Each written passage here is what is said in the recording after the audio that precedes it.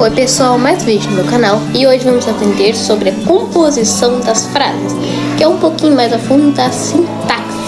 A gente vai aprender sujeito, predicado, as frases, aposto, vocativo, essas coisas. Então, vamos nessa! Para começar, vamos dar algumas frases de exemplos, tipo o João, vírgula, estudioso, vírgula, estudou para a prova. Ou talvez a frase filho, vírgula, você está estudando? Ponto de interrogação. No começo dessa fala tem uma travessão para indicar que a fala iniciou-se. A gente vai falar o sinal de pontuação em outro vídeo para variar. Começando com a frase o João, vírgula, estudioso, vírgula, estudou para a prova. O João estudou para a prova, a gente pode dividir em sujeito e predicado. Como assim? Sujeito é quem ou quem está fazendo isso. Tipo, o João está o quê?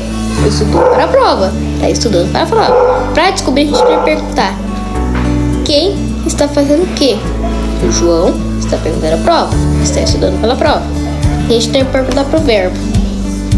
A gente que ir lá pro verbo falar verbo, quem? Aí o verbo vai responder. A gente tem que ler, tá? Aí o verbo vai responder. É o João. Ou talvez filho, você está estudando? Quem está estudando? Filho. Entendeu? Então vamos continuar. No sujeito, a gente também tem o núcleo do sujeito, que é a frase que dá o total sentido. Tipo, nesta frase é João. Ou na frase filho, você está estudando? É filho. E então, sujeito, o núcleo do sujeito é a parte mais importante que não pode ser retirada. Mas da mesma forma que a gente tem sujeito, a gente tem o predicado, que é o que está se falando sobre a prova, sobre o sujeito. Tipo, estudioso, estudou para a prova, é o predicado da frase o João estudioso estudou para a prova. Mas, da mesma forma que o sujeito tem predicado, o predicado também tem inveja do sujeito, e o sujeito foi lá e roubou o núcleo para ele também. Então, a gente tem, além de identificar o sujeito, o núcleo do sujeito, a gente também pode identificar o núcleo do predicado. Que nesta frase, o núcleo do predicado vai ser estudou.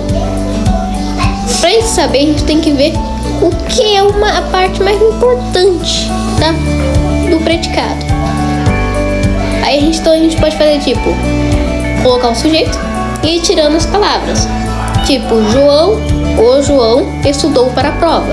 Tiramos estudioso, não mudou nada. O João estudioso para a prova. Ela tem a coerência verbal, que tem coedir. Agora na frase, se a gente tirar o estudou, fica, a gente falou, né? Agora se a gente tirar o para, vamos supor, João estudioso estudou a prova. Ainda tem um pouquinho de coerência.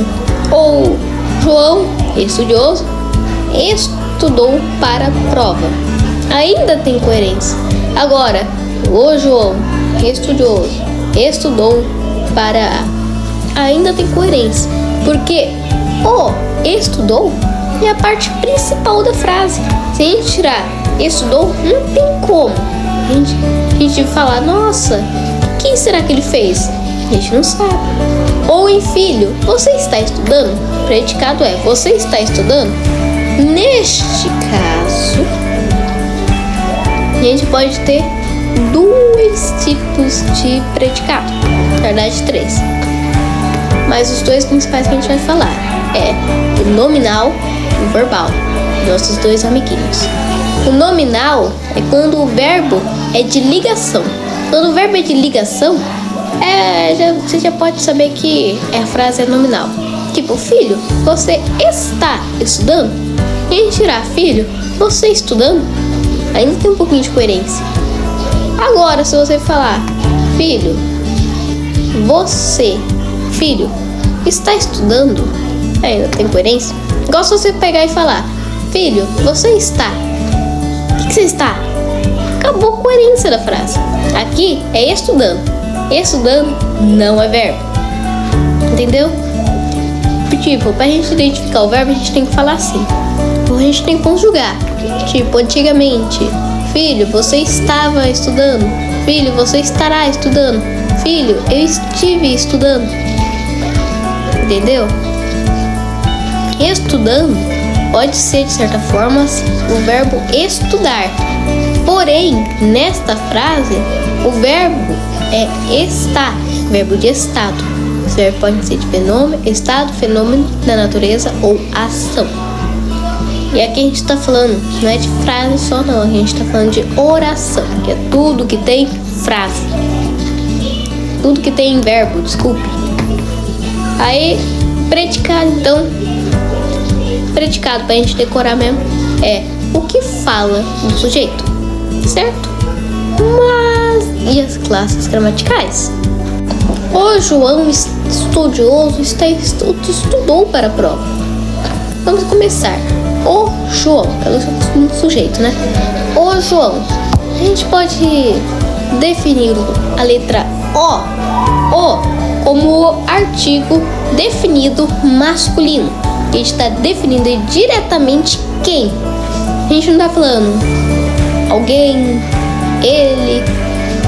Não está falando assim, a gente está falando o. Também pode ser. Aí também pode ser outras palavrinhas. Agora, João é o substantivo. É o substantivo próprio. Indica nome. Nome próprio dele. Você não pode falar o Joãozinho. O nome dele é João, coitado. Tá zoando ele porque, hein? Ele é o João, né? Feijão. Alguém já fez essa piada, né? Mas então a gente pega aqui, vírgula, estudioso. Estudioso é adjetivo. Mas como ele está entre vírgulas, é um aposto. O que é isso, Pablo? Aposto é quando você está explicando algo. Tipo, na frase Tocantins, a cidade mais nova do Brasil. O Tocantins, vírgula, a cidade mais nova do Brasil, vírgula, tem o estado mais novo do Brasil, na verdade. Vírgula, possui um território mais ou menos. Sem tirar o aposto que está entre vírgulas, fica o Tocantins tem um território de tamanho mais ou menos. Ainda tem sentido. Agora se a gente tirasse o João estudou para a prova, é a mesma coisa. Isso é um aposto que explica sobre algo usando vírgulas ao invés de parênteses. Isso daqui é quando a gente quer usar um texto mais formal sem usar o parênteses. Parênteses tem a mesma função, só que é menos formal. Você vai lá, tá lendo o texto, aí você vê uma meia bolinha ali no texto. Aí agora se você vê uma vírgula, aí fica mais bonitinho.